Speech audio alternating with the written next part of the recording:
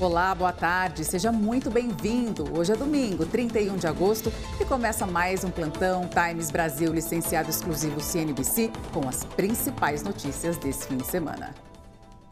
A Azul divulgou os números de julho em meio ao processo de recuperação judicial nos Estados Unidos. A companhia aérea registrou receita líquida de mais de 2 bilhões de reais e um lucro operacional de 468 milhões de reais. Esses dados fazem parte das exigências do Chapter 11, o capítulo da lei americana de falências que trata da reestruturação de empresas. Quem traz os detalhes para a gente é a repórter Luciene Miranda, que já está aqui comigo. Boa tarde, Luciene.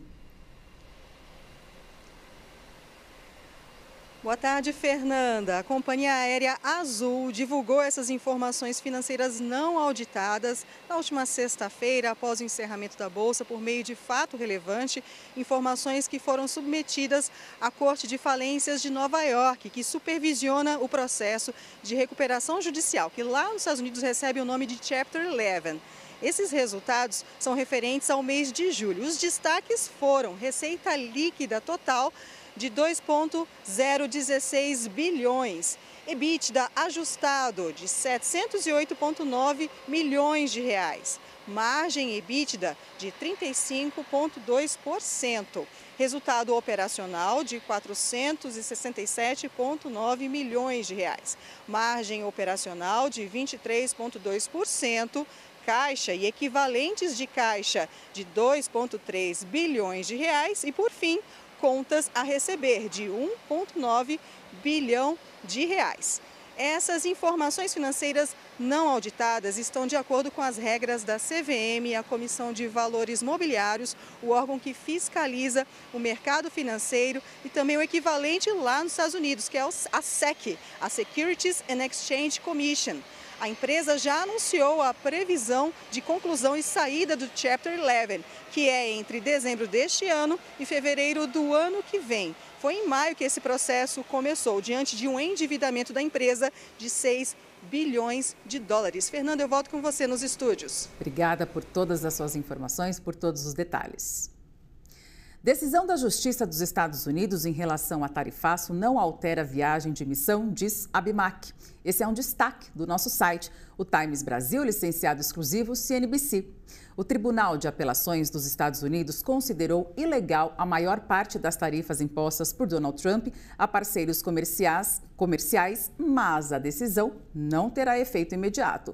Segundo José Veloso, presidente da Associação Brasileira da Indústria de Máquinas e Equipamentos, ABMAC, o caso deve se arrastar até a Suprema Corte, onde Trump tem a maioria e costuma vencer. Empresários brasileiros seguem hoje para Washington, onde participarão de audiência no escritório do representante comercial dos Estados Unidos para contestar a aplicação da Seção 301 ao Brasil. A delegação brasileira tentará barrar a medida, que afeta setores como etanol, PIX e patentes. E para ver mais notícias como essa, acesse www.timesbrasil.com.br. A IA já está transformando os empregos, mas ainda não a produtividade. Enquanto as empresas ainda esperam por amplos ganhos de produtividade com a inteligência artificial, o impacto no emprego já está aparecendo especialmente nas grandes empresas de tecnologia, onde os cortes de mão de obra e as reformulações nos organogramas estão se acelerando. A CNBC americana fez uma análise sobre a evolução da inteligência artificial e os impactos no mercado de trabalho. Vamos assistir.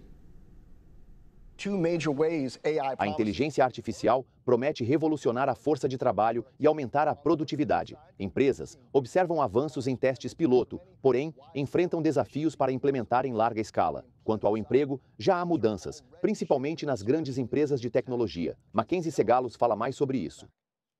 Olá, John. Estive pesquisando novos dados que mostram a disrupção em toda a cadeia de empregos.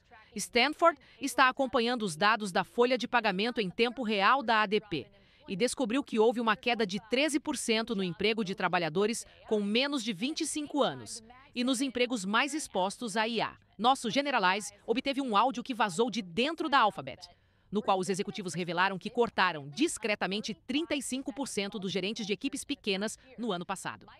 A Microsoft eliminou 15 mil cargos apenas neste verão. E Andy Jassy, da Amazon, vem pressionando desde o último outono para achatar seu organograma. O ano de eficiência de Mark Zuckerberg, que já está há anos cortando a gerência intermediária, faz duas coisas importantes. Ele libera recursos para a corrida da IA e remove camadas de liderança que atrasam os ciclos dos produtos. O ex-chefe de RH do Google me disse que a transição do local de trabalho está em andamento aqui no Vale do Silício. Isso revela a eficiência das gigantes da tecnologia ao implantarem ferramentas de IA generativas internamente, com um gerente capaz de fazer o trabalho de 3.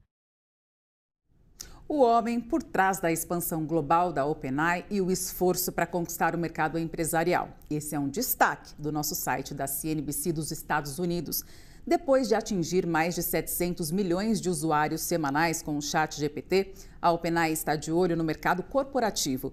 O diretor de operações, Brad Lidcap, tem hoje a tarefa de transformar a OpenAI de um fenômeno de consumo conhecido por criar o ChatGPT e impulsionar o boom da IA generativa para uma força nas empresas. Esta semana, a gigante de tecnologia anunciou que vai abrir escritório no Brasil, Índia e Austrália. E para mais notícias como essa, acesse www.cnbc.com. 3 irmãos escoceses chegaram neste sábado à Austrália após uma aventura na qual atravessaram a remo o Oceano Pacífico em 139 dias, sem escalas e sem assistência, a bordo de um barco de fibra de carbono. O trio saiu de Lima, no Peru, em abril deste ano. Remar, remar e remar. Você acha que é fácil cruzar o Pacífico? A tarefa de dificuldade extrema nem de perto chegou a ser um desafio que afugentasse 3 irmãos escoceses. Ewan, Jamie e Lachlan McLean desembarcaram neste sábado em Cairns, no estado australiano de Queensland, e completaram a travessia a remo do maior oceano do mundo. Inacreditável! Passamos por momentos muito difíceis de euforia e acho que foi uma experiência que nunca vamos esquecer. O que mais nos motivou foi o apoio dos amigos, da família e de pessoas de todo o mundo para atingir a meta de 1 milhão de libras. Ainda não chegamos lá, mas espero que consigamos nos próximos dias. O objetivo da viagem também era arrecadar fundos para financiar projetos de acesso à água potável em Madagascar por meio da Fundação McLean. O trio zarpou de Lima, no Peru, em abril, para uma viagem de 14.484 quilômetros, na qual enfrentaram tempestades violentas e até fome. A aventura durou 139 dias, sem escalas e sem assistência, a bordo de um barco de fibra de carbono. De volta à terra firme, o sentimento dos 3 segue movido por ondas. Sinto-me no barco, enquanto no barco me sentia como se estivesse em terra firme. Uma sensação estranha, tudo parece se mover. Em 2020, os irmãos quebraram 3 recordes mundiais ao atravessar o Oceano Atlântico sem nunca terem remado profissionalmente. Eles cumpriram o trajeto entre La Gomera, nas Ilhas Canárias, até a ilha de Antígua, em 35 dias. Se depender do número de façanhas, a saga não vai parar. Essa edição termina aqui, mas a gente volta já já com mais notícias para você aqui no Times Brasil. Licenciado exclusivo CNBC, a maior emissora de negócios do mundo, agora no Brasil. Até já!